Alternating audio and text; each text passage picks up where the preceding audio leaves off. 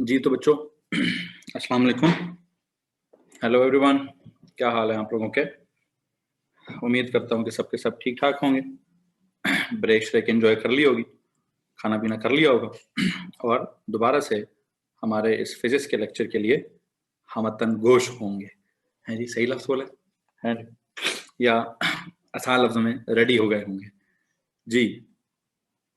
सो बताएंगे, सुबह की क्लास में तो आपकी इलेक्ट्रिकल फिजिक्स चल रही होती है।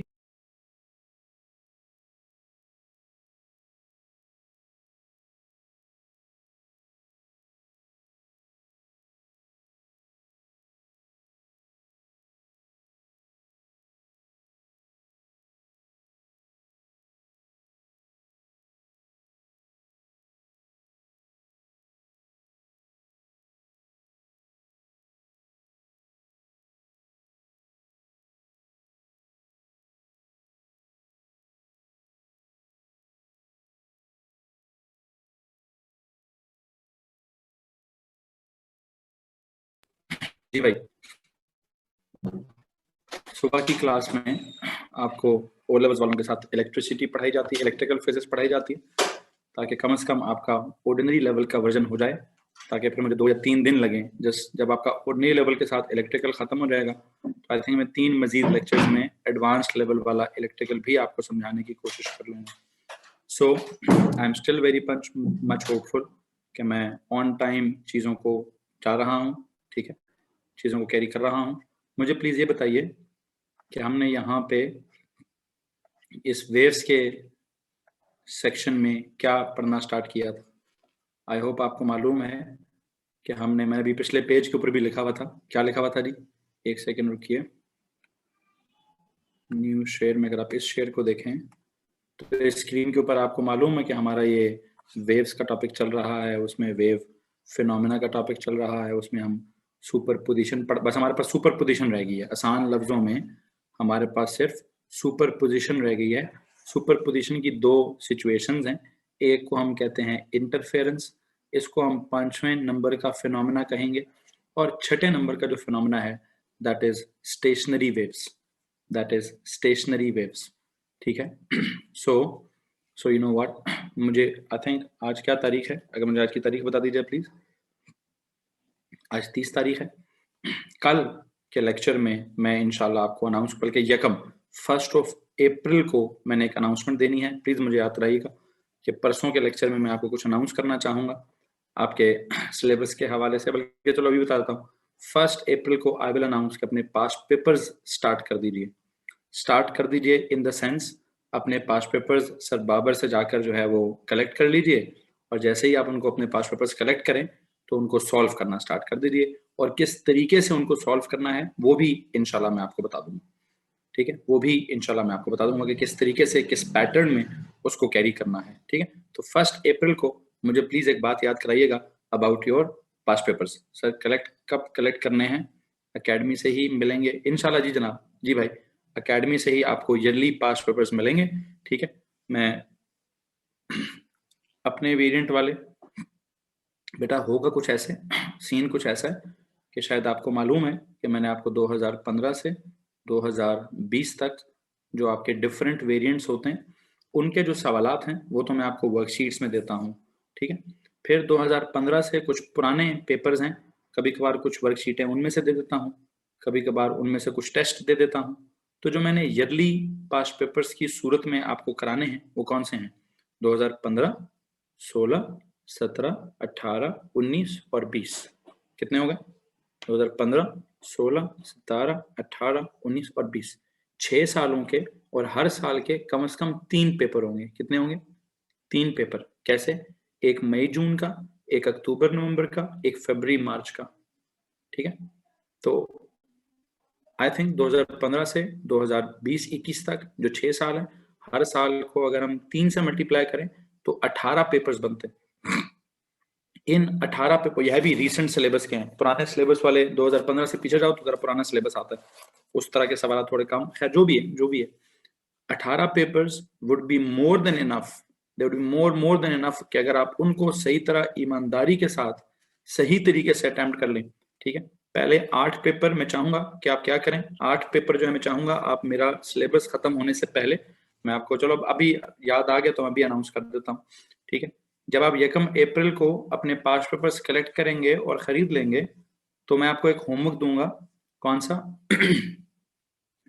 कि अगर उसमें 18 पेपर हुए तो पहले उस बुकलेट के सीक्वेंस में जो पहले 8 पेपर हैं वो आप लोगों ने करने होंगे। कब तक? 15 अप्रैल को सिलेबस खत्म हुआ तो 15 ए का वो होमवर्क है। 17 अप्रैल को सिलेबस खत्म हुआ तो 17 अप्रैल तक वो होमवर्क होगा। 18 अप्रैल तक सिलेबस खत्म हुआ तो 18 अप्रैल तक का वो जब भी जिस दिन सिलेबस खत्म होगा उस दिन आपके वो पहले 8 पेपर चेक होंगे प्रॉपर्ली, ठीक है। पहले 8 पेपर वो चेक होंगे। How many marks should we be getting? आप बेशक फेल हो रहे हो, मुझे उससे कोई प्रॉब्लम नहीं है। पहले 8 पेपर्स में चाहे आपका यू आए, ठीक है, आपने भी नहीं घबराना। वो क्या कहता है खान साहब, कहते हैं घबराना नहीं, घबराना नहीं, ठीक है। 8 पेपर्स पर सब्जेक्ट, एग्जैक्टली, यस, ठीक है। 8 पेपर्स कौन कौन से? 8 पेपर्स एमसीक्यूज के, 8 पेपर्स थ्योरी के, ठीक है। मैं 1 अप्रैल के बाद आपको कोई वर्कबुक नहीं, मतलब कोई वर्कशीट नहीं दूंगा, कोई वर्कशीट नहीं दूंगा जी। फरवरी मार्च बायो में भी हैं, उसमें भी होते हैं जी। हमारा आपने कौन से वाले पास पेपर्स लिए हैं? आपने किस किस साल से किस साल तक लिए में?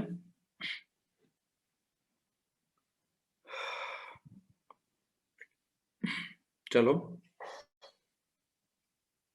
मुझे एक बात बताइए, आप में से किस किस के पास पास पेपर्स हैं? आप में से किस किस ने पास पेपर्स पहले से ले लिए जी? जोहेब गौहर ने ले लिए हैं, प्रिंटर है सर। अच्छा, नहीं मैं चाहूंगा जो बुकलेट मैं बनाऊंगा जिस असल में ना उसी सीक्वेंस में उस बड़े तरीके से उस बुकलेट को बनाया जाएगा, ठीक है। ओके, चलो कुछ बच्चों ने लिया हुआ है। एक काम कीजिए, एक काम कीजिए, सर बाबर को आप लोग कॉल कीजिए, ठीक है। मैंने तो वैसे उनको 1 अप्रैल को कहा था कि 1 अप्रैल को प्रिंट करना स्टार्ट कर दें। जो जो बच्चे आपको ऑर्डर देते रहें आप उनके हिसाब से उसको प्रिंट करते रहें, ठीक है। बहरहाल बहरहाल मुझे आप सर बाबर से कोऑर्डिनेट कर लीजिए, ठीक है।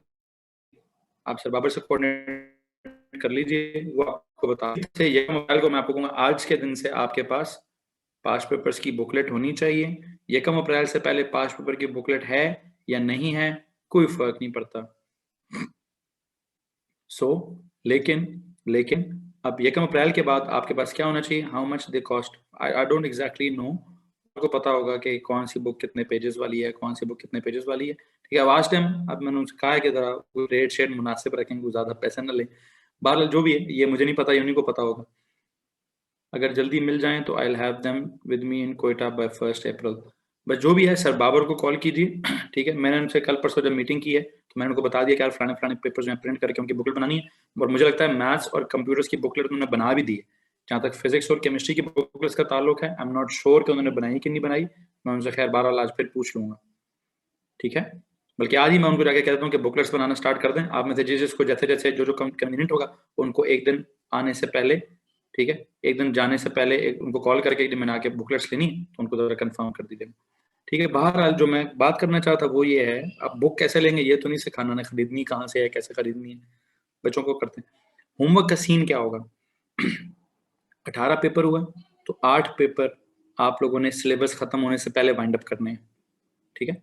8 पेपर्स आप लोगों ने सिलेबस खत्म होने से पहले वाइंड अप करने हैं, ठीक है। मैं 10 पेपर छोड़ना चाहता हूँ प्योर सुथरे अपने हाथ से एंड पे, प्योर सुथरे। पहले 8 पेपर आप करिएगा, उसमें क्या कीजिएगा उसको उसकी प्रॉब्लम्स भी अपनी मार्क्स स्कीम से देख लीजिएगा। फिर देखेंगे कि मैंने उसकी पहले प्रॉब्लम्स उनकी खत्म करके आगे जाना है या उनको खत्म किए बगैर आगे जाना है। इनफैक्ट प्रॉब्लम खत्म किए बगैर तो आगे नहीं जा पाएंगे। जो भी पेपर आप लोग करेंगे पहले मुझे उनकी प्रॉब्लम्स करानी पड़ेंगी, फिर उसके बाद हम आगे जाएंगे, ठीक। तो आप उसमें पास हो रहे हैं, फेल हो रहे हैं, आप 40 के 40 सवालों में गलती कर रहे हैं, कोई प्रॉब्लम की बात नहीं होगी। अटेम्प्ट करना जरूरी है, लड़ना जरूरी है, झगड़ना जरूरी है, उसके बाद मेहनत करना जरूरी है। उन पास पेपर्स के थ्रू ये अंदाजा लगाना कि कहाँ पे स्ट्रेंथ है, कहाँ पे वीकनेस है, ठीक है। I know physics, I know MCQs में गैप है, आई नो एमसीक्यूज में गैप है, ठीक है। लेकिन अभी बल्कि काम करते हैं, ये बड़ा मजे का सवाल है sir. But how will we be able to complete the entire paper until our syllabus is complete. देखिए बेटा, मैं इसीलिए तो कह रहा हूँ कि मैंने ये बात 1 अप्रैल को करनी थी। जब मैंने 1 अप्रैल को करनी थी तो मैंने आपको उस दिन बताना था कि मैथ्स का आप फलाना सवाल छोड़ेंगे, पूरा पेपर 90% 95% पेपर हो जाएगा। फिजिक्स में आप फलाना सवाल छोड़ेंगे, इतना पेपर हो जाएगा। केमिस्ट्री में आप फलाना सवाल छोड़ेंगे। आई थिंक मेरा टाइम ज़ाया कर रहा हूँ, मुझे भी बात नहीं करनी। मैं ये बात करूंगा 1 अप्रैल को, कल और परसों की क्लास के बाद, ताकि मैं आपको बता सकूं कि जनाब कौन कौन से सवाल हैं जो आपने छोड़ने हैं और कितना पेपर अटेम्प्ट करना है, किस किस सब्जेक्ट में कितने % पेपर अटेम्प्ट होगा। ठीक है, ठीक है। तो अभी इसको फिलहाल के लिए इग्नोर करते हैं, अभी इस बात को फिलहाल के लिए इग्नोर करते हैं। आई थिंक मुझे प्लीज फर्स्ट, मैं ये कहना चाह रहा था कि मुझे 1 अप्रैल को याद कराइएगा, मैंने बात करनी है। मुझे परसों की क्लास में दोबारा याद करा दीजिएगा, मैंने आप लोगों से वाली बात करनी है। ओके, टॉपिक की तरफ आते हैं, टाइम में भी लग गया हमारा। इंटरफेरेंस। इंटरफेरेंस क्या पढ़ा रहा हूं आपको? वेव्स में एक फिनोमेना है इंटरफेरेंस। क्या होता है इंटरफेरेंस में? पहले तो लफ्ज लिखा हुआ है superposition. What is superposition? It is the interaction of two waves. It is the superposition of two waves. When one wave overlaps with the other, when one wave is superposed on the other, when one wave is placed on the other, what happens? The resultant displacement is equal to the sum of individual displacements. When two waves interact with each other, when two waves overlap with each other, so जब वो दो waves overlap करती हैं तो scene क्या होता है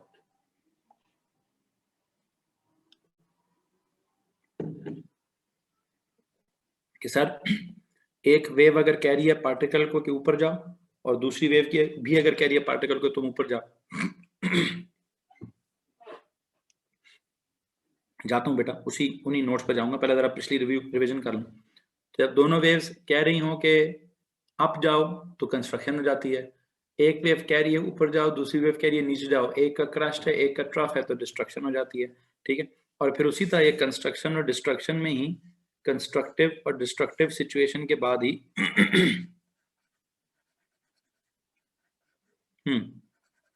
क्या होता है जी?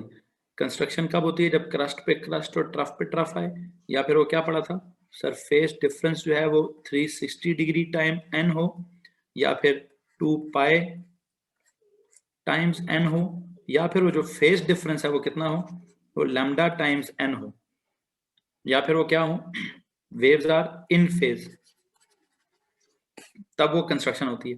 डिस्ट्रक्शन कब होती है? जब waves are out of phase. ये जब वेव्स होती हैं आउट ऑफ फेज कब होती हैं? जब इनका delta phi 180 degree multiply by 2n-1 होता है, या फिर पाई रेडियन इंटू 2n-1 होता है, या फिर जब इनका phase path difference is lambda by 2 into 2n-1 होता है। ठीक है, ठीक है। तो कंस्ट्रक्शन का मतलब और डिस्ट्रक्शन का मतलब सब आपको मालूम है। मुझे उम्मीद है कि इस बात में आप में से किसी को परेशानी नहीं होगी। जहाँ तक ताल्लुक है आज के लेक्चर को कैरी करने का, तो बताता हूँ सुपरपोजिशन का मतलब। किसी को प्रॉब्लम है? अब आपको ये वाली स्क्रीन नजर आ रही है?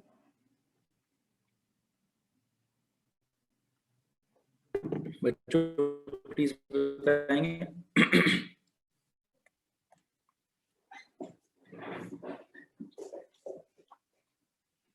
अच्छा जी, इस स्क्रीन पर क्या सीन चल रहा है? यहाँ पर ये सुपरपोजिशन का लफ्ज लिखा हुआ है, इसमें किसी को प्रॉब्लम नहीं है। ठीक है, law of superposition of waves के resultant displacement will be equal to the sum of individual displacements, इसमें किसी को प्रॉब्लम है? नहीं है। सुपरपोजिशन के जो दो अल्फाज हैं, इंटरफेरेंस और स्टेशनरी वेव्स। वैसे तो मैंने स्टेशनरी वेव्स को अभी स्टार्ट नहीं किया, इंटरफेरेंस ही पढ़ाई। इंटरफेरेंस की डेफिनेशन में किसी को प्रॉब्लम है? नहीं है। इंटरफेरेंस की दो टाइप्स होती हैं, कंस्ट्रक्टिव इंटरफेरेंस और डिस्ट्रक्टिव इंटरफेरेंस। उसमें किसी को प्रॉब्लम है? इस वक्त जो ड्राइंग है उसमें जो ये ऑरेंज कलर की दो वेव्स हैं वो एक्चुअली इंडिविजुअल वेव्स हैं, जो ब्लू है वो उनका रिजल्टेंट है। ठीक है, खैर कंस्ट्रक्टिव डिस्ट्रक्टिव फेज डिफरेंस ये वो लटरम पटरम वो सब आपको सिखा दिया जा चुका। ठीक है, अब आपको एक बात क्या सिखानी है ये हमारा लेक्चर है जी आज का। हाँ जी यहां से हमारा लेक्चर स्टार्ट होता है। ओके, दो लोगों के सवाल आए हैं अभी। एक बच्चे का सवाल है, सादशाह, resultant displacement of dash at that point, resultant displacement of the particle at that point, resultant displacement of the wave at that point. Didn't understand what this implies. Okay, आप समझ आ गया? एक बच्चे ने पूछा, सर यहाँ पे कौन पूछ रहा है ये? मोहम्मद अली। मोहम्मद अली पूछते हैं, सर इस वाली जगह पे यहाँ पे n की जगह 1 होना चाहिए, 3 होना चाहिए, 5 होना चाहिए, पूछ रहे हैं आप? मोहम्मद अली ये पूछ रहे हैं कि यहाँ 1, 3, 5 होना चाहिए। ओके, तो पत्थर फिर इस फार्मूले का क्या मकसद है? अगर आपने यहाँ 1, 3 और 5 ही लिखना है तो फिर तो आप सीधा सीधा लिखें 180 multiply by n and n is equal to 1, 3, 5। अगर आप ऐसे फिर ऐसे लिख फिर ऐसे लिख दें। ये जो हम लिखते हैं 2n-1, 2n-1 हम एक फार्मूला लिख रहे हैं जिसमें अगर आप n की जगह 1 पुट करोगे तो 1 जवाब आएगा, n की जगह 2 पुट करोगे तो 3 जवाब आएगा, फिर n की जगह 3 पुट करोगे तो 5 जवाब आएगा। जी ओके सर, नाउ अंडरस्टैंड। जी भाई, तो मैं कह रहा हूं, या तो अगर आपने लिखा ना 180 इंटू एन, सीधा सीधा अगर आपने 180 इंटू एन लिख दिया फिर कहें n इज 1, 3, 5 एंड 7। लेकिन अगर आप कहते हो n इज एनी नंबर तो 2n-1 वाला फॉर्मूला बनाना पड़ता है। ठीक है, ओके जी, आगे चलते हैं भाई। और किसी के पास कोई सवाल है बच्चों पिछले पेज से रिलेटेड? और किसी के पास कोई सवाल है तो प्लीज पूछ लीजिए। एनीवन? नो? ओके, आप बताएं, पिछले पेज के नोट्स तो लिख चुके हैं ना सबके सब? पिछले पेज पे नोट्स तो लिख चुके हैं ना सबके सब? ओके ओके हो गया जी, ओके हो गया। अच्छा, आज हम ये कहते हैं कि जी वो कहता है interference can occur in every wave. In every wave का क्या मतलब है बेटा? थोड़ा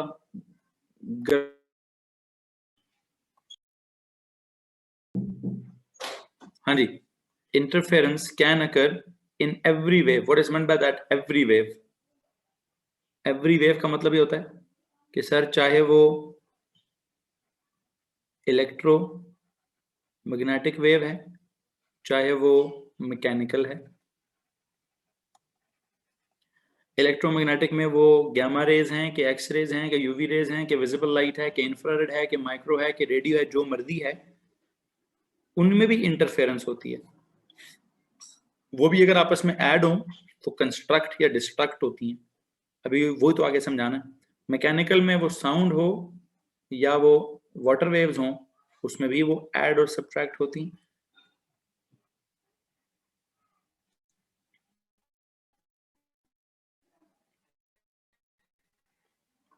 उनमें भी डिस्ट्रक्शन और डिस्ट्रक्शन का सीन होता है। वेव्स की नेट डिस्प्लेसमेंट का इजाफा और वेव्स में नेट डिस्प्लेसमेंट में कमी का सीन होता है। ठीक है, देखते हैं जनाब, ये तो हमने समझना है कि साउंड में कैसे होता है, वाटर में कैसे होता है, लाइट में कैसे होता है। ठीक है, और these new columns, this is new page now. ये नया पेज, आज का लेक्चर यहाँ से स्टार्ट हो रहा है। इंटरफेरेंस, हमने एक नोट लिखा है कि interference can occur in every wave, okay, in every electromagnetic wave, in every mechanical wave.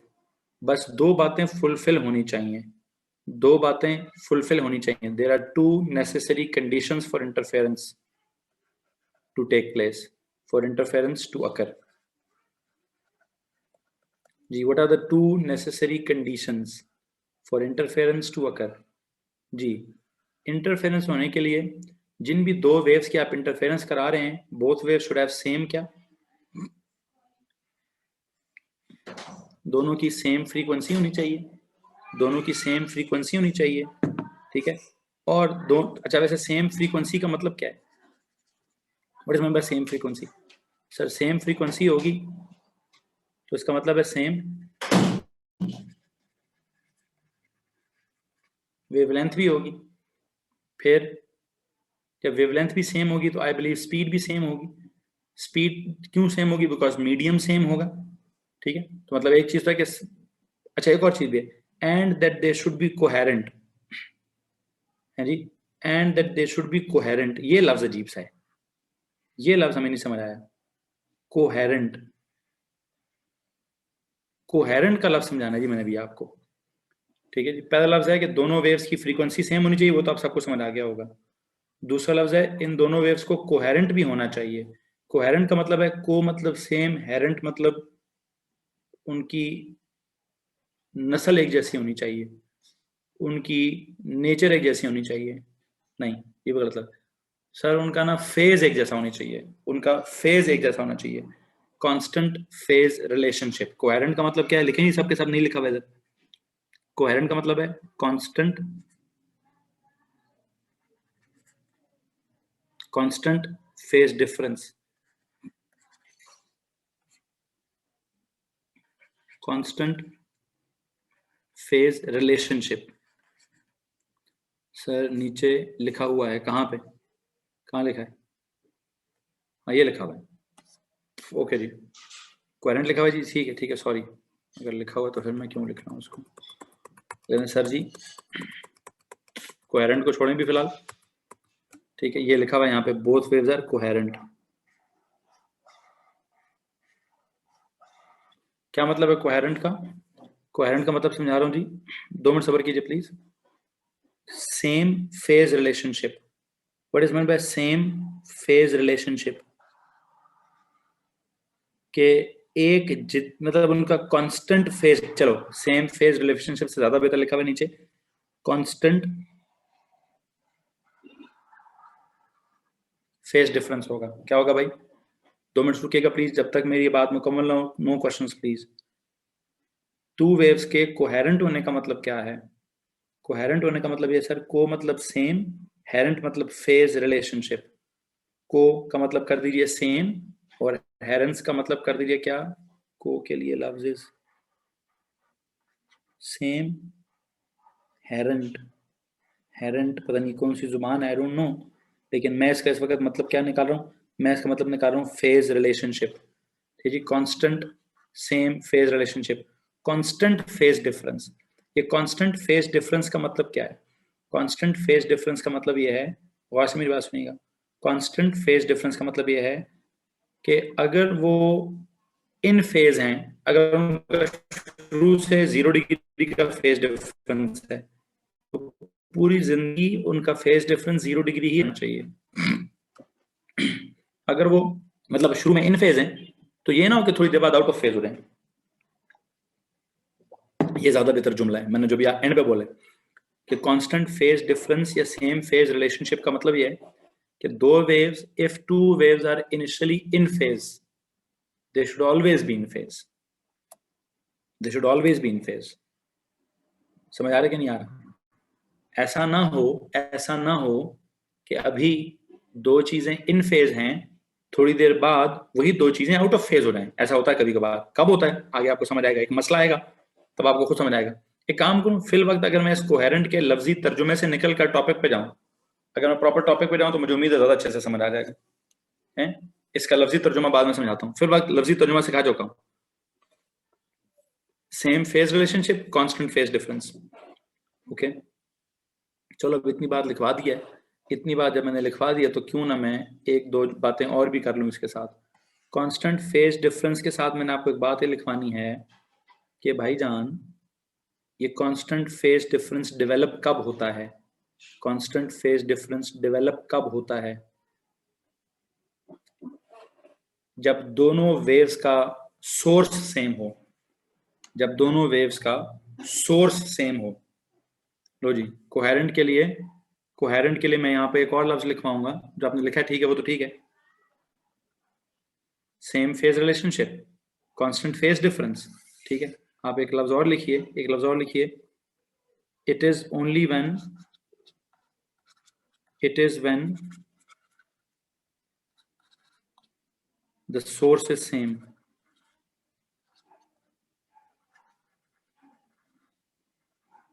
कि दो वेव्स का फेज रिलेशनशिप कांस्टेंट कब होता है? जब उन दोनों का जब उन दोनों का सोर्स सेम हो। अच्छा, बस इस बात को दिमाग में रखिए थोड़ी देर के लिए। अप्लाई कहाँ होगी बताता हूँ, अप्लाई कहाँ होगी बताता हूँ भाई, ठीक है। सुनो जी, सबसे पहले मैं आपको कराता हूँ इंटरफेरेंस ऑफ मैकेनिकल वेव्स। किसकी इंटरफेरेंस भाई? हमने कहा इंटरफेरेंस हर वेव की होती है, इलेक्ट्रोमैग्नेटिक की भी होती होगी, मैकेनिकल की भी होती होगी। मैकेनिकल में मैंने सबसे पहले किसकी कराते हैं? ट्रांसवर्स वेव्स की कराते हैं, interference of transverse waves.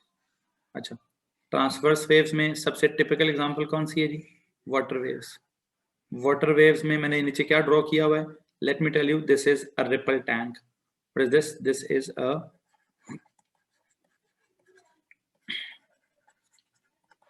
ripple tank. Okay, what is happening? Listen carefully.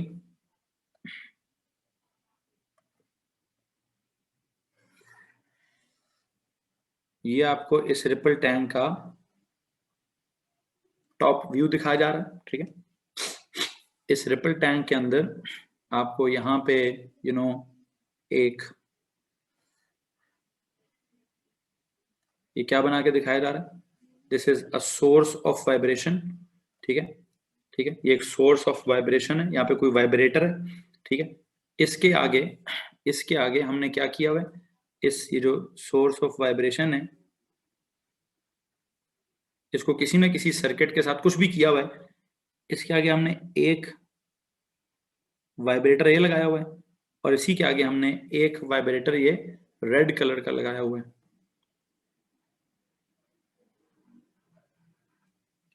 What is happening? गौर से मेरी बात सुनिए। ये एक वाइब्रेटर, ये रिपल टैंक है, ये उसका टॉप व्यू है, ये रिपल टैंक का टॉप व्यू है। उसके अंदर आपको ये पानी नजर आ रहा है। यहाँ पे हमने एक वाइब्रेटर रखा हुआ है। इस वाइब्रेटर का एक आगे से डंडा निकला हुआ है, कुंडा निकला हुआ है। इस कुंडे का नाम है ए, और ये जो कुंडा निकला हुआ है दैट इज बी। इनको कुंडा ना कही, इनको क्या कहते हैं? Dippers. These are some dippers. जब ये जो सोर्स ऑफ वाइब्रेशन है, इसके अंदर कोई इलेक्ट्रिकल सर्किट है, व्हाट हैपेंस, जो भी कुछ सीन होता है, जब आप उसको ऑन करते हैं, डिपर ए भी पानी में in out in out in out हो रहा है, डिपर बी भी पानी में in out in out in out हो रहा है, और दोनों का सेम सोर्स ऑफ वाइब्रेशन है, दोनों एक ही हुक्म को फॉलो करते हैं। जब ये सोर्स ऑफ वाइब्रेशन ऊपर जाता है तो ए ऊपर जब जा रहा है तो बी भी उस वक्त ऊपर जा रहा है, जब ए नीचे जाता है तो बी भी उस वक्त नीचे जाता है। तो ए और B are the two dippers, A and B are the two dippers which are connected with the same source of vibration. So एक तो एक ही मतलब जिस फ्रीक्वेंसी पे A वाइब्रेट करेगा, उसी फ्रीक्वेंसी पे B वाइब्रेट करेगा। A और B दोनों चूंकि सेम सोर्स के साथ कनेक्टेड है, तो सेम सोर्स से कनेक्ट करने का एक और फायदा क्या हुआ कि दोनों कोहेरेंट भी हैं, दोनों। अब कोहेरेंट का फायदा क्या हुआ, नुकसान क्या हुआ, वो बात की बात है, छोड़ो यार, कोहेरेंट को भी छोड़ो, फ्रीक्वेंसी को भी छोड़ो। मुझे बस ये बताओ, जब ये ब्लू डिपर ए पानी में डिप डिप डिप डिप करेगा, तो इस पानी में क्या चीज पैदा होगी? आपको ब्लू वाली लाइंस नजर आ रही है? वेव्स पैदा होंगी। ये वेव्स किस तरह से दिख रही हैं आपको? वेव फ्रंट्स दिख रहे हैं कि नहीं दिख रहे? वेव फ्रंट्स दिख रहे हैं कि नहीं दिख रहे? ओके, ये जो आपके पास बोल्ड लाइंस लगी हैं, बोल्ड लाइंस कौन सी हैं? बोल्ड लाइंस बेसिकली क्रेस्ट की हैं, इनको हम क्या बोलते हैं? वेव फ्रंट्स बोलते हैं। अब्दुल्ला शायद गलत कह रहे हैं आप। बोल्ड जो लाइंस हैं, ये उसका वेव्स का हायर पोर्शन है, वेव्स का ऊपर वाले रीजन है, तो क्रेस्ट वाली लाइंस हैं।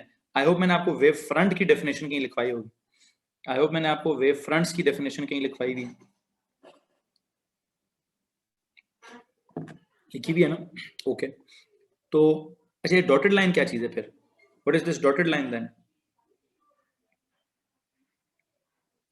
सर ये ट्रफ की लाइन है, ये ट्रफ की लाइन है। दो वेव फ्रंट्स के दरमियान में जो खड़ा बनता है, दो कंप्रेशन दो क्रस्ट के दरमियान में जो खड़ा है ट्रफ है, ये वोल्डी ट्रफ की लाइन है। असल लाइन है कौन सी? असल लाइन है ये वेव फ्रंट वाली है, ठीक है। अच्छा, इसी तरह डिपर बी में से जब आपने dipper B dip dip dip dip कर रहे, तो डिपर बी में से क्या निकला? डिपर बी में से भी ये रेड वाली लाइन निकली, हाँ जी, रेड वाले वेव फ्रंट्स निकले। ओके, इन वेव फ्रंट्स को अगर गौर करें, ओके जी, अब आप गौर करो एक बात पर, अब आप गौर करो एक बात पर कि ए से वेव्स किधर किधर जा रही हैं, किधर भी जा रही हैं, ए से उधर भी जा रही हैं और ए से इधर भी जा रही हैं। इसी तरह अगर आप बी को फॉलो करें, इसी तरह अगर आप बी को फॉलो करें तो बी में से वेव्स इधर भी जा रही हैं, फिर वेव्स उधर भी जा रही हैं और फिर वेव्स इधर भी जा रही हैं। यहां तो कोई मसला है? तो कोई ना कोई तो रीजन है ना, कोई तो रीजन है जहां पे वेव्स इंटरेक्ट कर रही हैं। बिल्कुल सर कर रही हैं, वो खप नजर आ रही है ना हमें। तो जी ये खप नजर आ रही कि नहीं आ रही? अगर आप इसको बड़ा ध्यान से ड्रॉ करने की कोशिश करें, बड़ा ध्यान से ड्रॉ करने की कोशिश करें तो मैं आपको कुछ पॉइंट्स पे तवज्जो दिलाऊंगा। मैं जरा इसका कर्सर एक सेकंड रुको जी,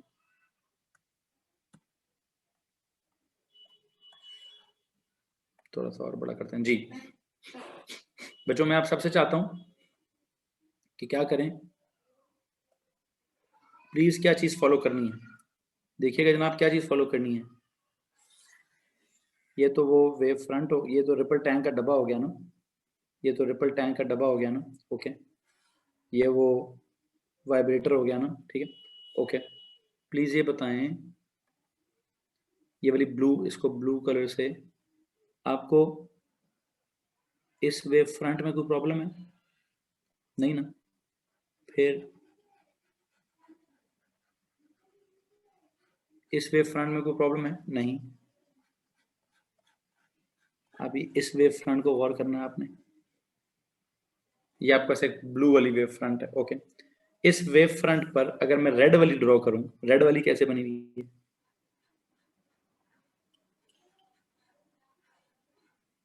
रेड वाली पहली वेव फ्रंट, रेड वाली दूसरी wave front, look at this one,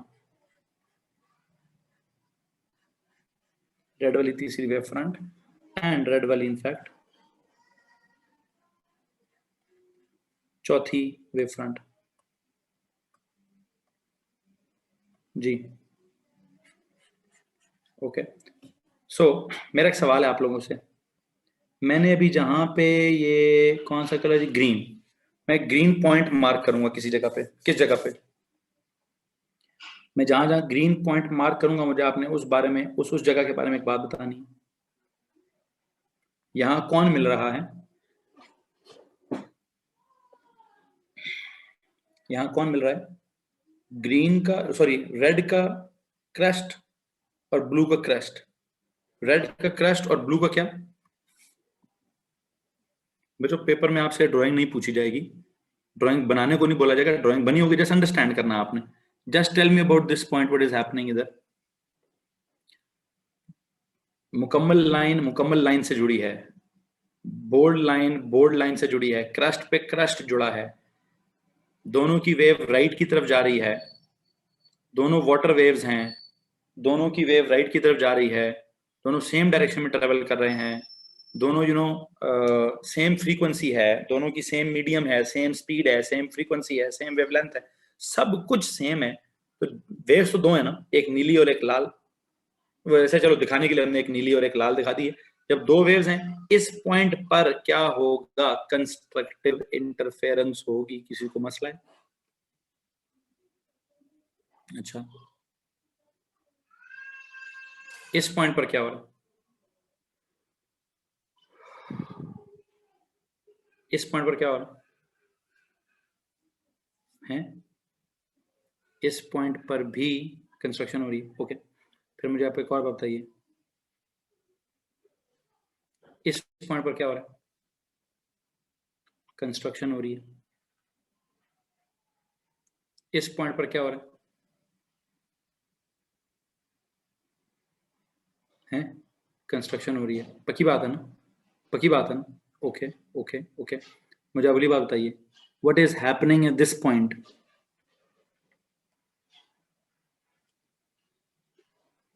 एक की डॉटेड दूसरे की डॉटेड से जुड़ी है, डॉटेड पे डॉटेड आ जाए और निकमियों डॉटेड पे डॉटेड आ जाए, ट्रफ पे ट्रफ आ जाए, अभी भी कंस्ट्रक्शन है भाई, अभी भी कंस्ट्रक्शन है। दो बच्चों ने डिस्ट्रक्शन बोला है, दो बच्चों ने डिस्ट्रक्शन बोला, गलत बोला भैया, केड़ा केड़ा था ये?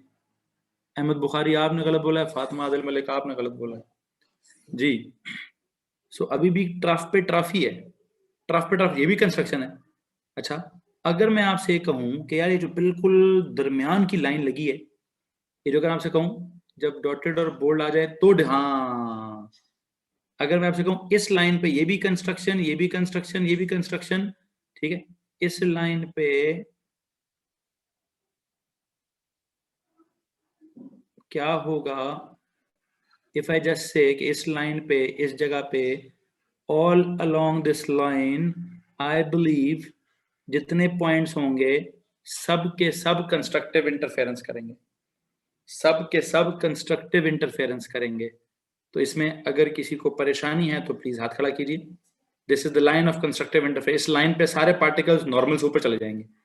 अच्छा, ओके हो गया, एक सेकेंड रुकिए, मैं इस वक्त ये नहीं समझाना चाहता था, मैं ये भी नहीं समझाना चाहता, मैं जो अगली चीज समझाना चाहता हूँ वो सुनिए, वो सुनो जी। What is happening at this point, इस पे रेड का सॉलिड और ब्लू का डॉटेड लाइन जुड़ रहा है। अच्छा, what is happening at this point, इस पे रेड का डॉटेड ब्लू का सॉलिड जुड़ रहा है। ओके ओके, मुझे एक पॉइंट यहां बनाना है, what is happening at this point, red का सॉलिड है, ब्लू का डॉटेड है, ठीक है, ओके ओके। सो मुझे आप एक बात बताना पसंद करेंगे, इस लाइन पे व्हाट डू यू थिंक क्या होगा?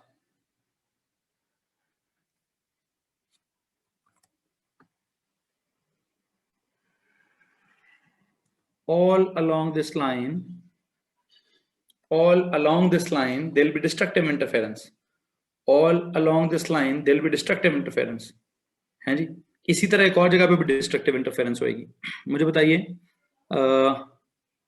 व्हाट डू यू थिंक के यहां क्या होगा?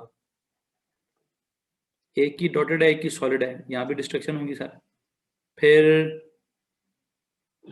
ये डॉटेड, यहां क्या होगा सर? यहां डिस्ट्रक्शन होगी। फिर यहां क्या होगा सर? यहां डिस्ट्रक्शन होगी। तो एक और लाइन भी है डिस्ट्रक्शन वाली। लो जी, खैर बहरहाल जो भी है, आपको कुछ और समझ आए ना आए, इतना समझ आ रहा है कि सर यहाँ जो कुछ आप खप मचा रहे हैं, इस खप में सर ये ज्यादा ही कुछ किचमिच नहीं हो गया? हाँ, ज्यादा ही कुछ किचमिच हो गया, एल मिटा दिए। एक बच्चे ने कहा sir I don't get the straight lines that you are drawing, मैं वो समझाना भी नहीं चाहता, मैं वो समझाना भी नहीं चाहता अभी। जो भी मैं बात समझाना चाहता हूँ वो क्या है वो सुनिए। जो बात मैं कहना चाहता हूँ वो ये है, इस जुमले को पढ़ो, देर आर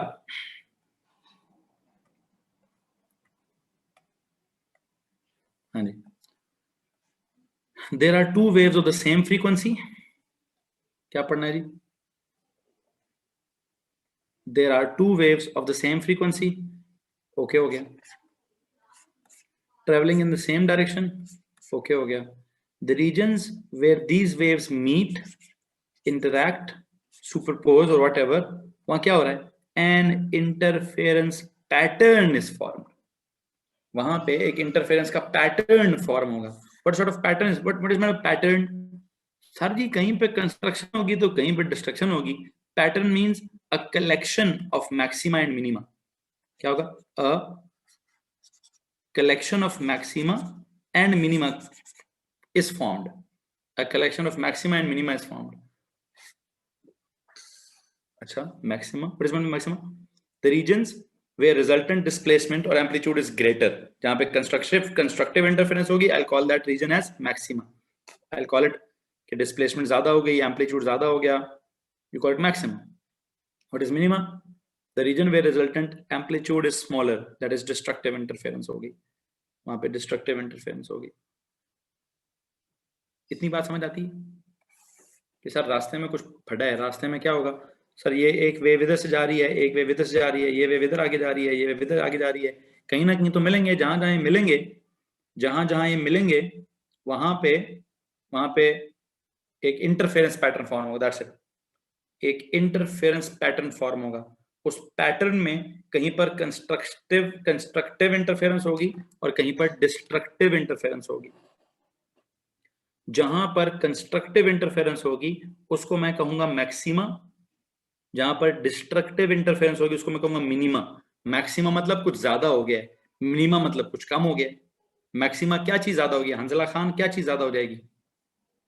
मैक्सिमा का मतलब क्या है, क्या ज्यादा हो जाएगा सर? रिजल्टेंट डिस्प्लेसमेंट ज्यादा हो जाएगी। तो मुझे कंस्ट्रक्टिव इंटरफेरेंस को मैक्सिमा नहीं कहना चाहिए कि वहां पे रिजल्टेंट डिस्प्लेसमेंट ज्यादा हो गई, एम्पलीट्यूड ज्यादा हो गया, और डिस्ट्रक्टिव इंटरफेरेंस जहां होगी तो उसको मिनिमा नहीं कहना चाहिए। ओके हो गया। इसका मतलब है जो मैं आपको समझाना चाहता हूं वो आपको समझ आ जाना चाहिए। मैं क्या समझाना चाहता था?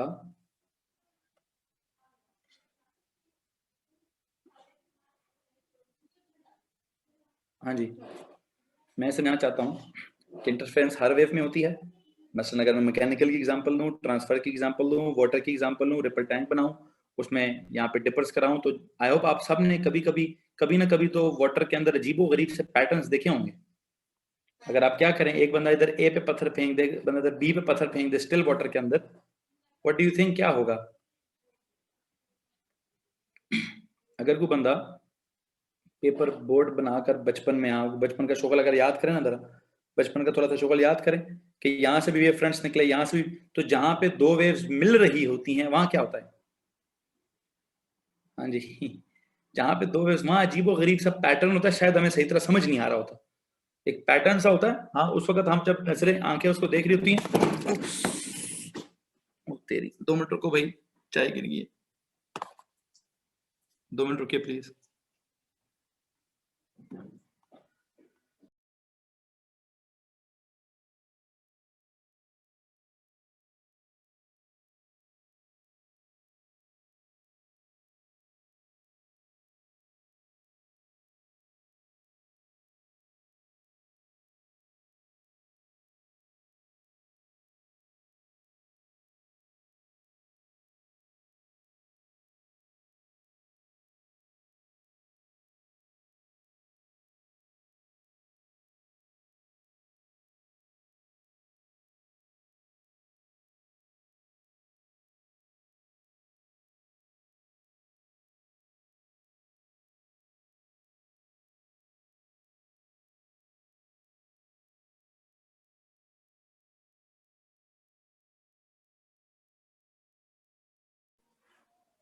उसको तो बंद करें पीछे से सब कुछ, वो करंट मारेगी।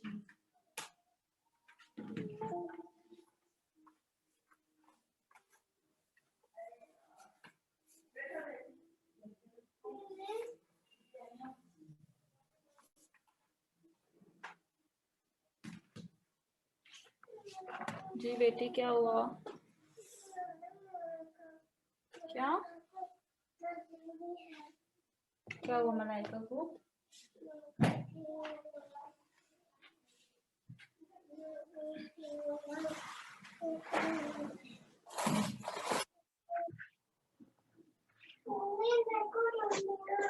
चुनटिया,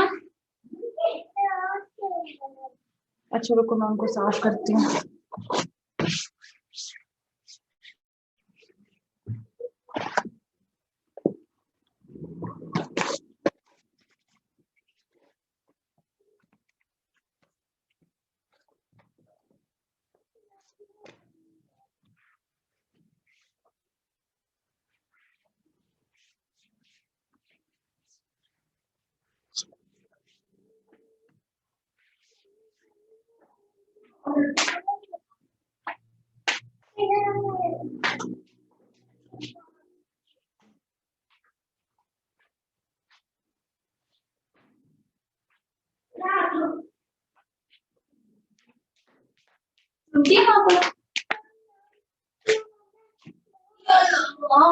इतना गिरा दिया।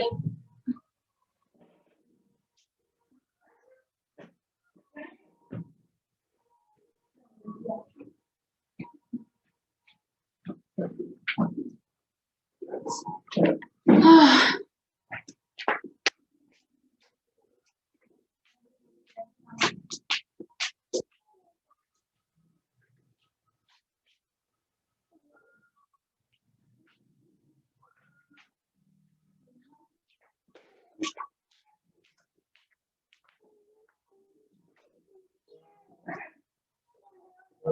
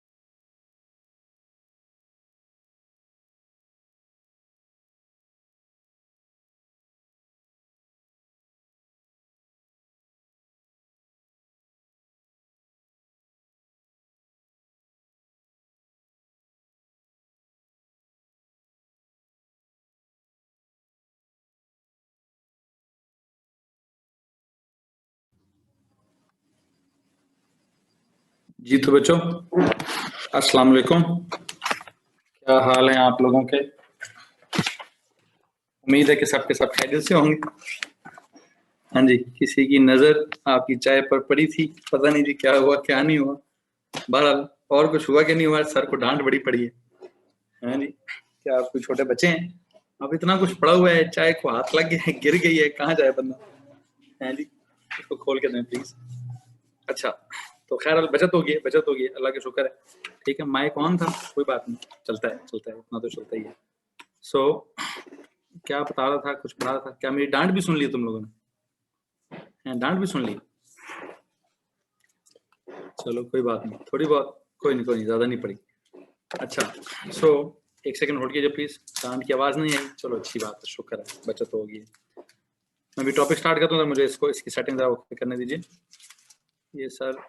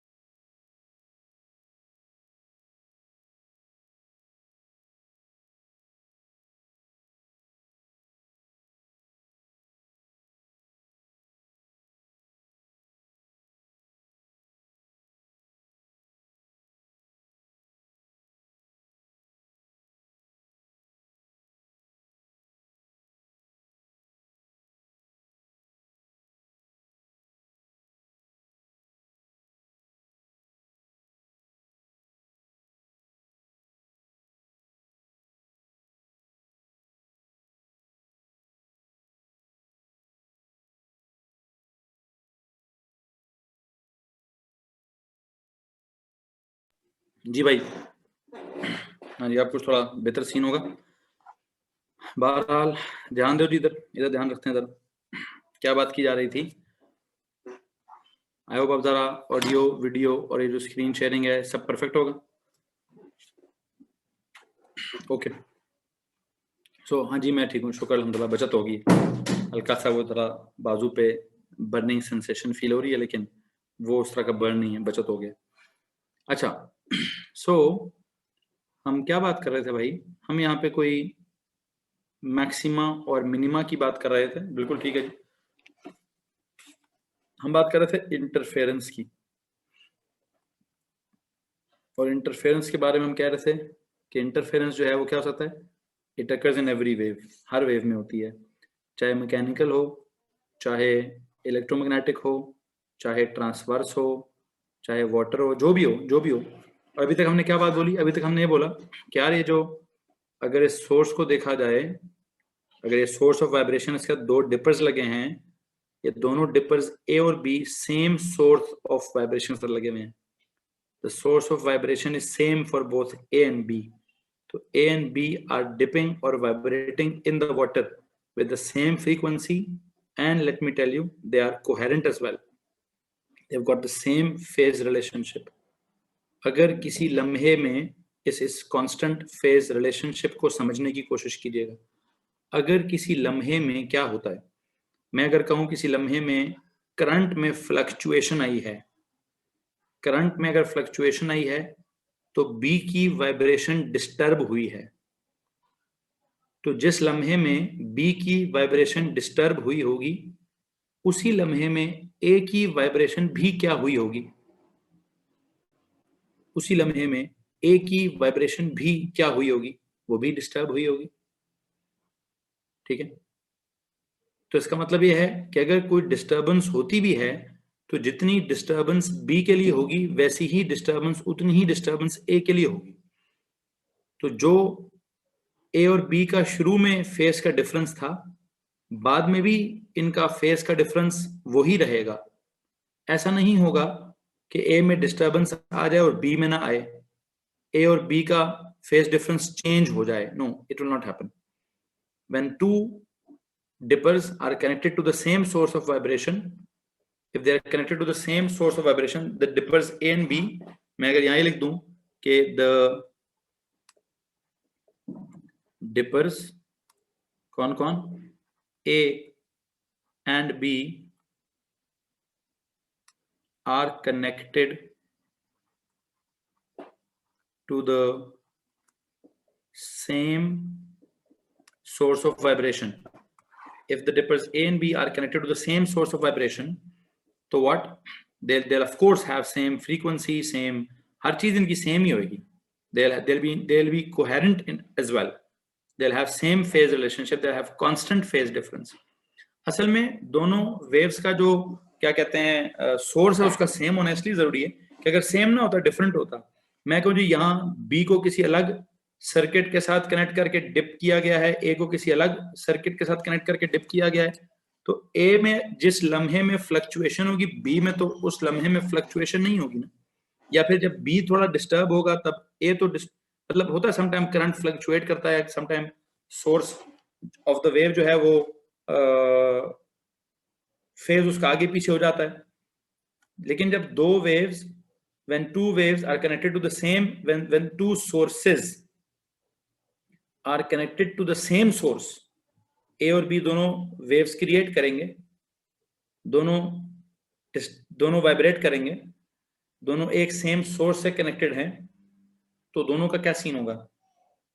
सर ये दोनों सेम सोर्स के साथ कनेक्टेड हैं, तो इन दोनों की फ्रीक्वेंसी भी सेम होगी, वेवलेंथ भी सेम होगी, वाटर में जा रहे हैं, दोनों की स्पीड भी सेम होगी, और दोनों का कोहेरेंस भी होगा, दोनों आपस में कोहेरेंट होंगे, इन दोनों में कोहेरेंस होगी।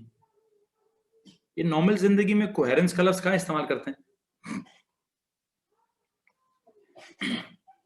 कि जी फलानी दो चीजें बड़ी कोहेरेंट है, उनमें कोहेरेंस है, उनमें आपस में एक कांस्टेंट, एक अच्छा रिलेशनशिप है, लाइक कांस्टेंट फेज रिलेशनशिप है, सिमिलैरिटी है,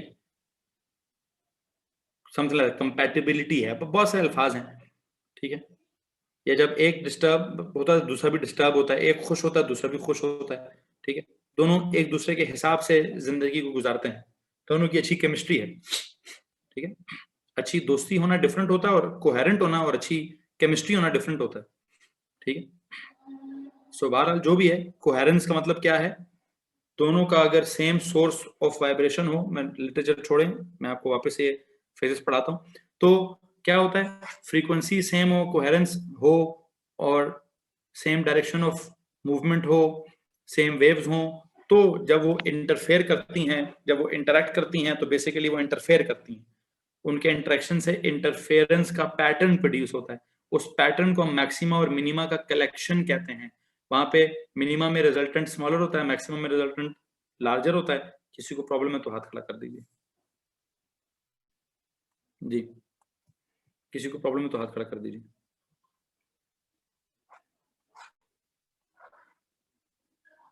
ओके, फिर यही सीन किधर होगा, अगर ये जो सीन अभी मैंने आपको सुनाया है, अगर ये सीन जो है वो ट्रांसवर्स में होता है, तो लेट मी टेल यू, यही सीन बेटा लॉन्गिट्यूडनल में भी होगा, यही सीन लॉन्गिट्यूडनल वेव्स में भी होगा।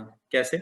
लॉन्गिट्यूडनल में मिसाल के तौर पर अगर मैं एग्जांपल लेता हूँ साउंड वेव्स की, तो साउंड वेव्स के लिए अगर मैं कहूँ, एक ये स्पीकर है, this is speaker A and this is speaker B, और इन दोनों स्पीकर्स को, जिस तरह अगर आपको अपनी एकेडमी के, हमारे जो एकेडमी में जो हॉल है, मेन हॉल, उसमें अगर आप देखें तो एक स्पीकर इधर लगा हुआ है, एक स्पीकर इधर लगा हुआ है। अगर दोनों स्पीकर्स सेम सोर्स के साथ लगे हुए हों, सेम पावर सप्लाई के साथ लगे हुए हों, दोनों एक ही मशीन पर, दोनों एक ही डाटा, जो भी उनका वो मेरे बिल्कुल कॉर्नर पे जो मशीन पड़ी होती है, एक ही डिवाइस के साथ अगर दोनों कनेक्टेड हों, तो क्या होगा, इधर देखिए, एक आवाज इसमें से निकल रही है, इस जगह पे इधर से आवाज निकलेगी, और एक आवाज इधर से निकल रही है, ठीक। अब अगर दोनों आवाजें, आपका क्या ख्याल है, इस जगह पे ओवरलैप नहीं करेंगी? This is the reason two sound waves interact, superpose, so what will happen, B की वेव्स डिफरेंट कलर से कर दें, हैं, चलो एक ही बात है, बी की वेव्स का डिफरेंट कलर कर दें, ये लीजिए,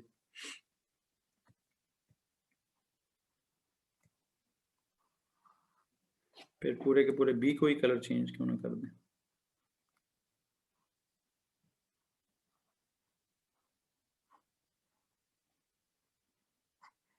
हाँ जी, एक लाउड स्पीकर एक है, ए है, एक लाउड स्पीकर बी है, ए लाउड स्पीकर में से आवाज निकल रही है, मिसाल के तौर पर यूं यूं करके आवाज निकल रही होगी, इसमें से भी यूं यूं करके आवाज निकल रही होगी, तो जो भी होगा दरमियान में कहीं ना कहीं तो ये ओवरलैप करेंगे।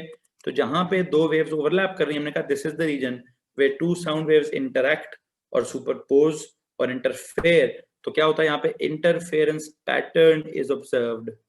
इधर भी, इसके अंदर भी इंटरफेरेंस पैटर्न होगा, a collection of maxima and minima is formed.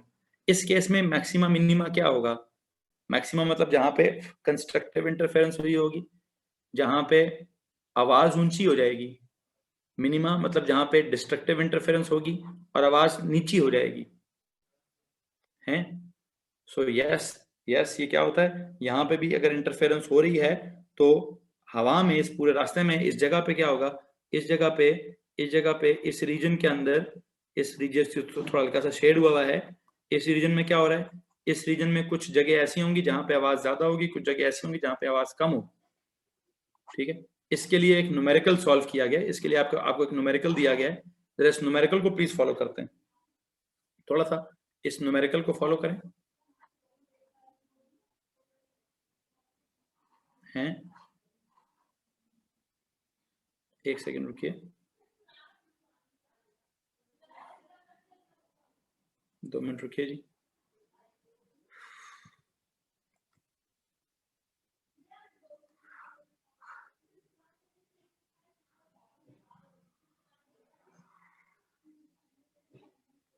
जी, इसको जरा फॉलो करता हूँ जी। क्या था यार, सवाल जरा सुनिए प्लीज, सवाल जरा सुनिए। 2 लाउड स्पीकर्स हैं, they are placed 40 centimetre apart,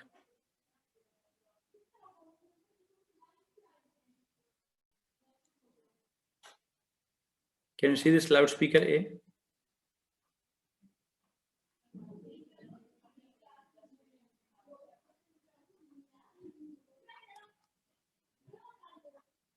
And this is loudspeaker B. There are two loudspeakers which are how much apart?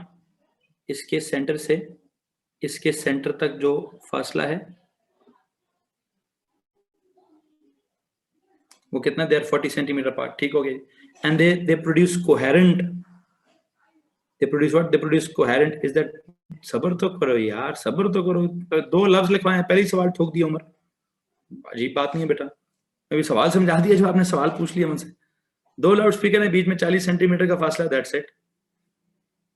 They produce coherent sound waves. इनमें से कुछ साउंड वेव्स पैदा होंगी, इनमें से कुछ साउंड वेव्स पैदा होंगी of the same frequency. Coherent भी होंगी, सेम फ्रीक्वेंसी भी होगी. There the student standing 150 centimeter away from the loudspeakers as shown. हाँ, यहाँ पे एक स्टूडेंट है,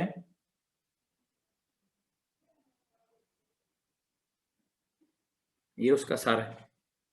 There is a student. ये मैंने उसकी ड्राइंग बनाई. वो किधर है जी? गौर से सुनिए what is happening. हमें कह रहे हैं there is a student standing 150 centimetre away from the loudspeakers. उस स्टूडेंट का जो फासला है उसका इसके मतलब इसके सेंटर से अगर आप देखेंगे उसका जो है फासला है वो कितना है? 150 है. इधर से भी 150 है. तो इसकी जो है लाइन बनती है, स्टूडेंट के जो सर की लाइन बनती है, इसका अगर आप फासला, मैं पाइथागोरस थ्योरम वाली इस हाइपोटेन्यूज वाले फासले की बात नहीं कर रहा. ठीक है.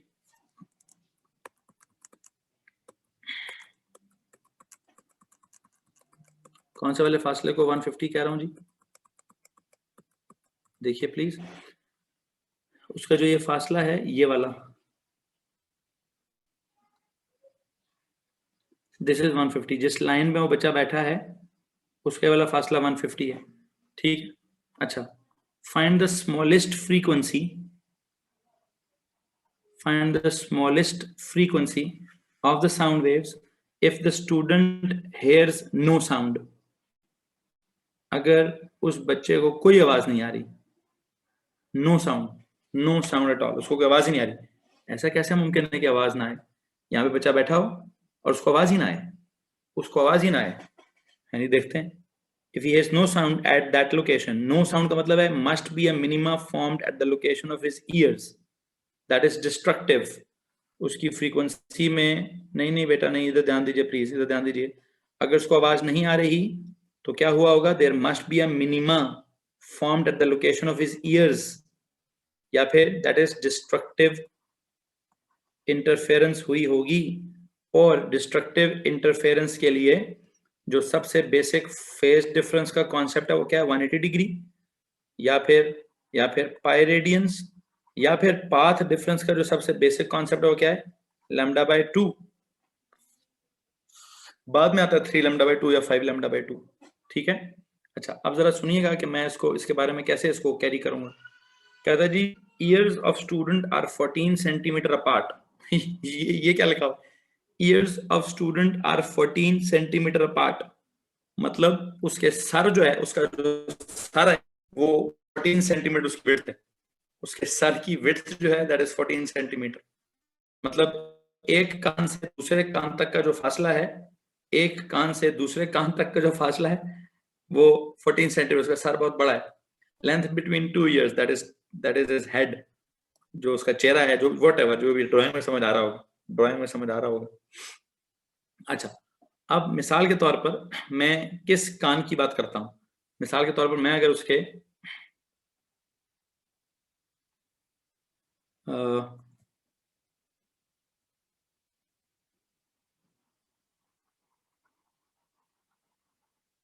यहाँ से मुझे लाइन फिर मिटानी पड़ेगी. थोड़ी सी लाइन इसकी बनी हुई है.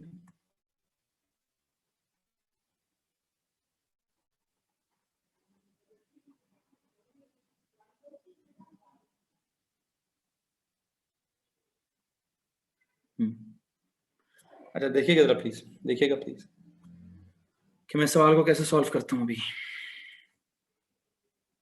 ये उसका एक कान है जी, ये लो जी, ये उसका एक कान है, ये उसका दूसरा कान है।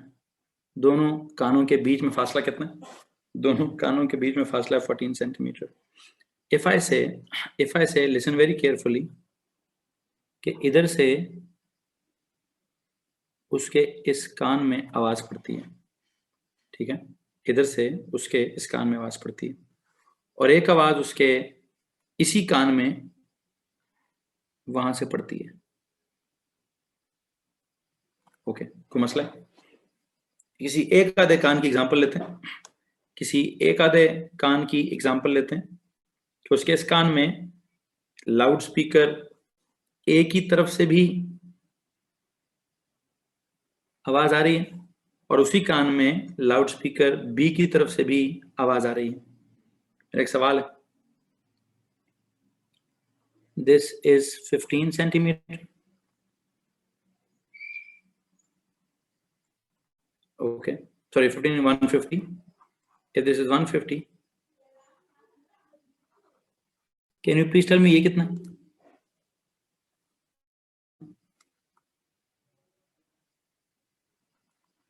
और ये कितना?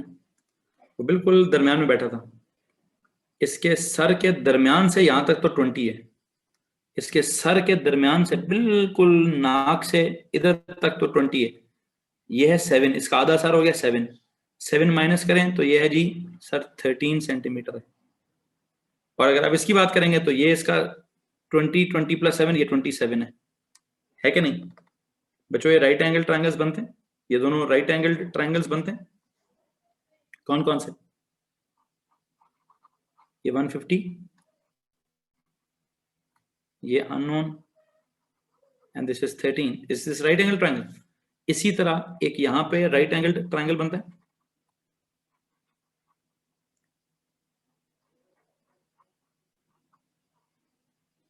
Is this right angle triangle? Yes of course.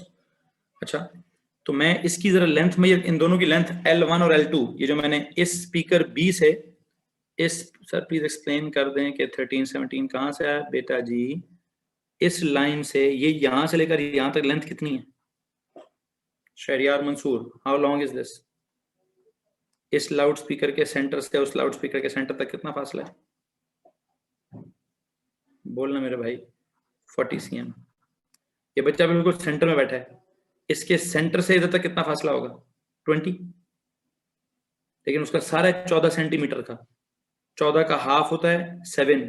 अगर आप इस कान की बात करते हो, इसके राइट वाले ईयर की बात करते हो, तो इसके राइट ईयर से यहां तक है क्या? इस 20 में से 7 cm कम कर दो, 7 कम कर दो 13 बचेगा।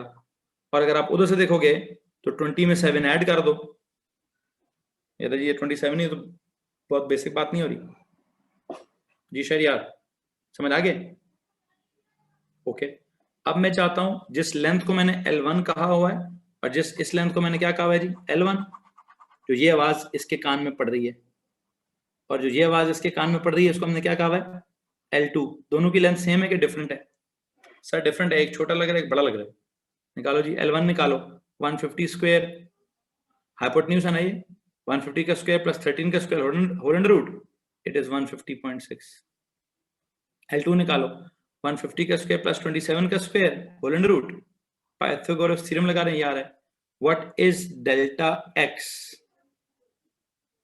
डेल्टा एक्स मतलब इनका पाथ डिफरेंस कितना है? 152 पॉइंट क्या चीज 4 minus 150.6। What is this? This is 1.8। तो ये 1.8 का जो पाथ डिफरेंस है किसके बराबर होना चाहिए? अगर आवाज नहीं आ रही, अगर आवाज नहीं आ रही थी तो मिनिमा था, अगर मिनिमा था तो डिस्ट्रक्टिव इंटरफेरेंस थी, अगर डिस्ट्रक्टिव इंटरफेरेंस थी तो उसका क्या मतलब है? अगर डिस्ट्रक्टिव इंटरफेरेंस थी तो उसका क्या मतलब है? सर पाथ फेज डिफरेंस का तो सवाल नहीं है, सवाल तो पाथ डिफरेंस का है। अगर सवाल पाथ डिफरेंस का है तो पाथ डिफरेंस वुड बी कितना? λ/2। इनका पाथ डिफरेंस आ गया कितना जी? देयर पाथ डिफरेंसेस, इनको माइनस करें तो आता है 1.8। वो 1.8 किसके बराबर होना चाहिए? That 1.8 should be equal to जी, that should be equal to λ/2। चूंकि उसने कहा कोई आवाज, अगर वो कहता जी बहुत जोर की आवाज आई है, अगर वो कहता बहुत जोर की आवाज आई तो फिर क्या कहता मैं? वो कहता नॉर्मल से ऊंची आवाज आई है, अगर वो कहता नॉर्मल से ऊंची आवाज है फिर क्या होता? अगर वो कहता नॉर्मल से ऊंची आवाज है तो मैं कहता जी कंस्ट्रक्टिव इंटरफेरेंस हुई। वो कहता आवाज ही नहीं आई तो फिर मैंने कहा जी डिस्ट्रक्टिव इंटरफेरेंस होगी। तो जब डिस्ट्रक्टिव इंटरफेरेंस होगी तो डिस्ट्रक्टिव इंटरफेरेंस के लिए आउट ऑफ फेज होंगे, या उसका पाथ डिफरेंस जो है वो कितना होगा? पाथ डिफरेंस बेटा माइनस करो ना तो 1.8 आ जाता है, दोनों को माइनस करो। हंजला खान, इस इधर से जो वेव गई है उसका उसने लेंथ ट्रेवल की है 150.6, उधर से जो वेव गई है उसने डिस्टेंस ट्रेवल किया है, उसने लेंथ ट्रेवल किया 152.4। तो इन दोनों वेव्स ने, इनकी लेंथ में कितना फर्क है? इसके कान तक पहुंचने के लिए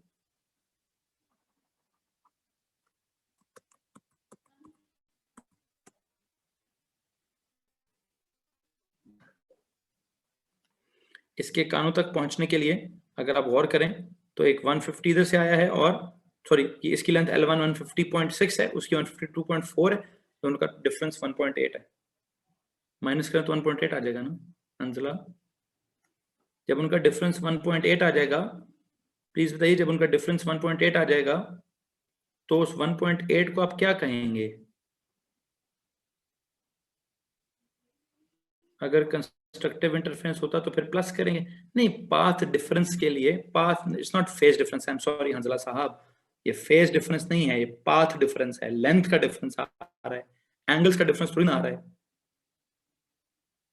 मेरे भाई। ये लेंथ का डिफरेंस है, एंगल का डिफरेंस है। ये सेंटीमीटरों में है कि रेडियंस में है? अच्छा ओके, पाथ डिफरेंस है, path difference is 1.8। When you know कि डिस्ट्रक्टिव इंटरफेरेंस है तो पाथ डिफरेंस को किस चीज के बराबर करूं? आपने कल क्या असूल पढ़ा था? कल का असूल ही छोड़ो, आज जब मैंने रिवीजन करी थी तो मैंने क्या बोला है? मैंने डिस्ट्रक्टिव इंटरफेरेंस के लिए पाथ डिफरेंस के लिए क्या बोला है? ये फॉर्मूला बोला कि नहीं बोला? इसमें n की जगह 1 पुट करो, lambda by 2 into 2 1s or 2 minus 1, lambda by 2 into 1, what is it? सबसे बेसिक पाथ डिफरेंस क्या होता है? Lambda by 2। तो पाथ डिफरेंस को लैम्डा बाय 2 के इक्वल करो, और जब आप उसको लैम्डा बाय 2 के इक्वल कर दो तो बस ठीक होगी बात, वहां से लैम्डा आ जाएगा। लैम्डा आ गया, लैम्डा से फिर आपको फ्रीक्वेंसी भी पता चल जाएगी। एफ इज इक्वल टू क्या होता है? वी इज इक्वल टू क्या होता है भाई? हाँ जी sir, V is equal to F lambda होता है, F is equal to V over lambda होगा।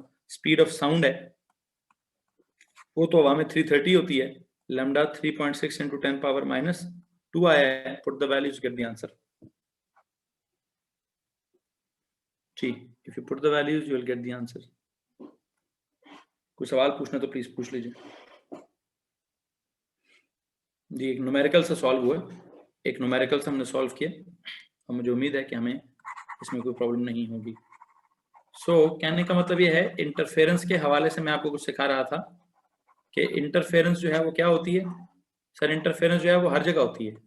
इंटरफेरेंस जो है क्या बोलते हैं, मैकेनिकल वेव्स में भी होती है, ट्रांसवर्स में भी होती है, लॉन्गिट्यूडनल में भी होती है, और इलेक्ट्रोमैग्नेटिक वेव्स में भी होती है। इलेक्ट्रोमैग्नेटिक वेव्स में किस किस चीज के लिए होती है ये सुनिए। मिसाल के तौर पे अगर हम विजिबल लाइट की एग्जांपल लेते हैं, विजिबल लाइट की एग्जांपल लेते हैं, कहते जी आप जरा एक काम करें ना, विजिबल लाइट की एग्जांपल लें, गाड़ी लें। गाड़ी का क्या करें? गाड़ी को अपनी पार्किंग गैराज में खड़ा करें, उसके हेडलाइट्स में से रोशनी निकल रही होगी, एक से रोशनी इधर जा रही होती है और दूसरी हेडलाइट में से रोशनी जो है वो इधर जा रही होती है। ठीक हो गया। ये जो दरमियान का रीजन है जो ओवरलैप हो रहा है, जो दरमियान में जो रीजन ओवरलैप हो रहा है, the reason where the two waves interact, overlap और सुपरपोज, बट क्या no interference pattern is observed. क्यों जी? कोई मिनिमा कोई मैक्सिमा नहीं है। कोई यहाँ पे मिनिमा का मतलब होगा थोड़ी रोशनी, मैक्सिमा का मतलब ज्यादा रोशनी। आपको यहाँ पे कोई पैटर्न फील होगा? आपने कभी पैटर्न फील किया कि आपने गाड़ी खड़ी की हो, दीवार पर उसकी रोशनी पड़ रही हो, और दीवार पे आपको नजर आ रहा हो जी अंधेरा रोशनी अंधेरा रोशनी अंधेरा रोशनी अंधेरा रोशनी? ऐसा कभी हुआ? मेरा नहीं ख्याल, मेरे साथ तो कभी नहीं हुआ। मैंने तो कभी ऐसा कुछ नहीं किया। मतलब गाड़ी हो, गाड़ी की हेडलाइट्स हो, और सामने जो है वो रास्ते में मतलब दीवार पे रोशनी डालो, और दीवार पे क्या आपको अंधेरा रोशनी नजर आता है? No, not at all, not at all. क्यों जी, क्यों नहीं हुआ? Why is there no interference pattern? उधर व्हाइट लाइट है, विजिबल लाइट है। विजिबल लाइट में क्या होता है? Because two very basic conditions of interference are not satisfied. कौन सी वाली? the two light sources should produce monochromatic light. Monochromatic, mono मतलब वन या सिंगल, क्रोमा मतलब कलर या फ्रीक्वेंसी, सिंगल फ्रीक्वेंसी की लाइट होनी चाहिए। विजिबल लाइट क्या होती है? विजिबल लाइट ये जो आप जिसको आप व्हाइट लाइट बोलते हैं, इस व्हाइट लाइट का सीन क्या होता है? ये तो 400 नैनोमीटर से लेकर 700 नैनोमीटर तक की हजारों, करोड़ों, अरबों, खरबों वेव्स होती हैं। तो ये तो ढेर सारी डिफरेंट फ्रीक्वेंसी की वेव्स आ रही हैं, ये तो ढेर सारी डिफरेंट फ्रीक्वेंसीज की वेव्स आ रही हैं। There is the range of frequencies, range of wavelengths. तो क्या इंटरफेरेंस होगी? सबसे पहली बात है सर, कलर ही एक नहीं है, फ्रीक्वेंसी ही एक नहीं है, फ्रीक्वेंसी ही एक नहीं है, हैं? जब फ्रीक्वेंसी ही एक नहीं है तो कैसे कैसे क्या होगा, है जी? तो देखें, इंटरफेरेंस के लिए सबसे पहली बात हो ना कि फ्रीक्वेंसी तो कम से कम सेम हो, फ्रीक्वेंसी तो और कुछ सेम हो ना हो, कम से कम फ्रीक्वेंसी तो सेम हो। हाँ जी, कम से कम फ्रीक्वेंसी तो सेम हो। ओके, अब अगर फ्रीक्वेंसी ही सेम नहीं है, हाँ यही तो सवाल है सर, फ्रीक्वेंसी कैसे सेम नहीं है? अब्दुल्ला तेरी ऐसी की तैसी है। ये क्या लिखा हुआ है? उल्लू, क्या लिखा हुआ है ये?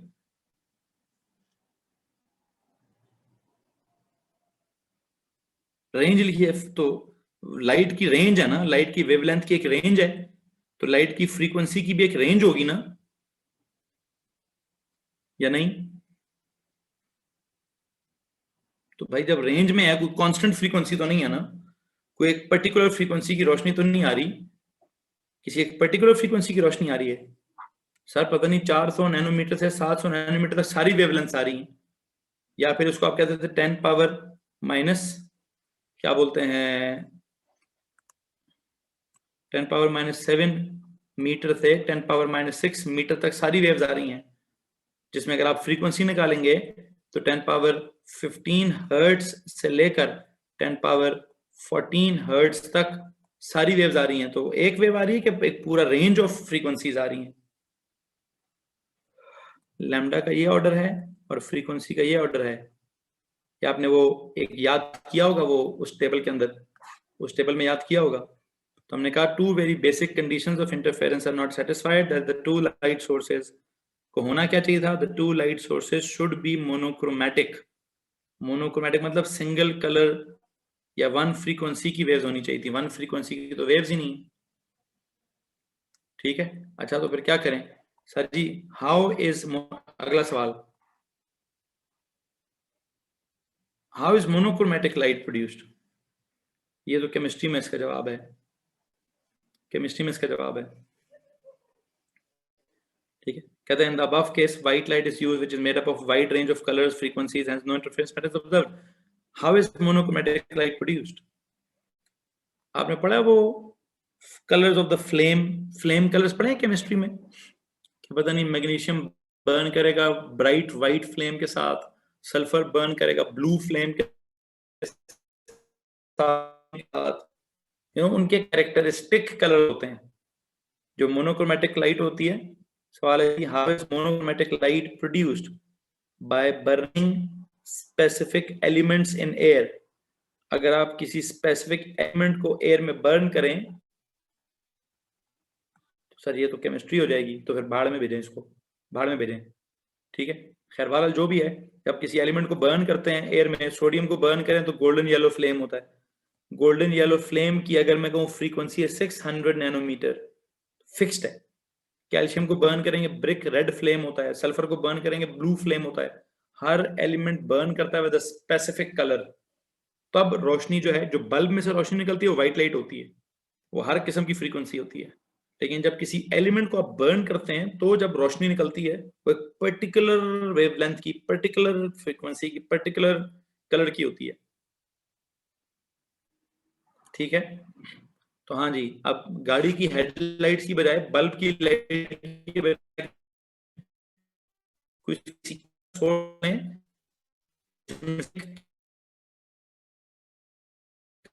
रोशनी के लिए पहली बात, या कुछ ले लें यार इसको, ठीक है, यूजिंग लेजर लाइट।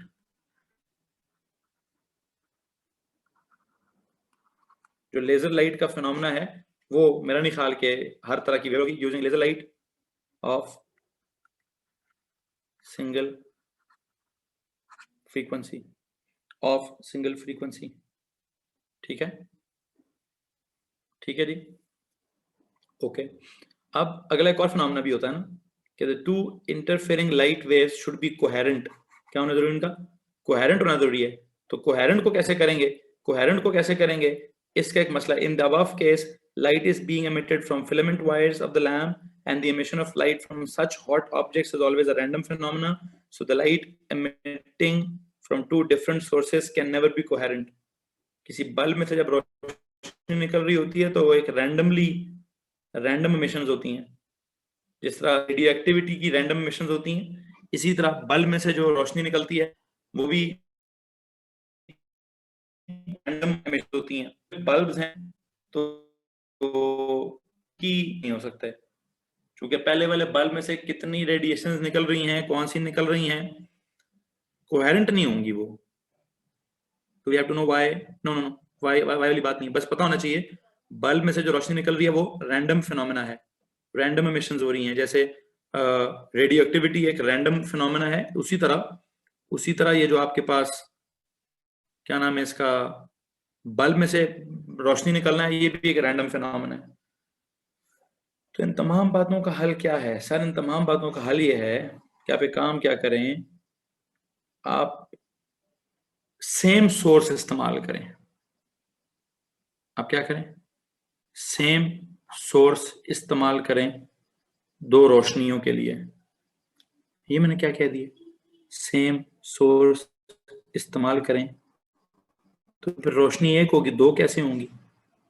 अगर दो रोशनियों का, दोनों का सेम सोर्स रखना है, यहां से आगे मेरा कल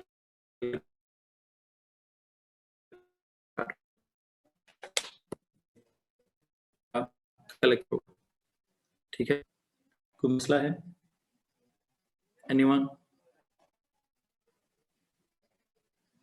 ये जो इसी बात को लाइट की, मुझे लगता है मैं भी इसको पूरा नहीं कर पाऊंगा। आपकी बायोलॉजी क्लास भी है, फिर मेरी मैथ्स की क्लास भी है, यहाँ से आगे पूरा टॉपिक बिल्ड करना है। इस पूरे टॉपिक को यूं समझिए, हमने भी सिर्फ ये पढ़ा है कि इलेक्ट्रोमैग्नेटिक वेव्स में विजिबल लाइट की एक एग्जांपल दी जाए तो विजिबल लाइट की इंटरफेरेंस नहीं हो रही, क्योंकि वो मोनोक्रोमेटिक नहीं है, और दो डिफरेंट सोर्सेज अगर हों तो कभी भी कोहेरेंट भी नहीं होता। अब ये एक कलर की वेव होनी चाहिए और कोहेरेंट होनी चाहिए, इस काम के लिए हम यहाँ से कल से लेक्चर स्टार्ट करेंगे, कल इसका लेक्चर स्टार्ट करेंगे। ठीक है, सो आई थिंक दैट्स इट। मैं अभी आज के इस लेक्चर को यहाँ पे कहीं पे अधूरा छोड़ रहा हूँ, कल इसको इधर से ही दोबारा डिस्कस करूंगा, कल इसको इधर से ही दोबारा डिस्कस करूंगा।